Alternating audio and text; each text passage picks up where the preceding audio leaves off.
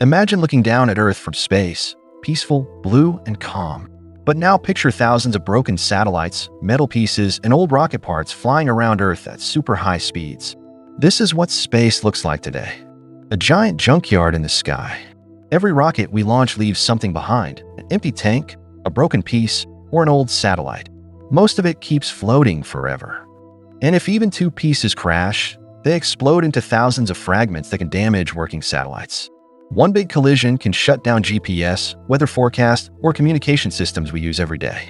But scientists say there is a solution. A new idea called the circular space economy.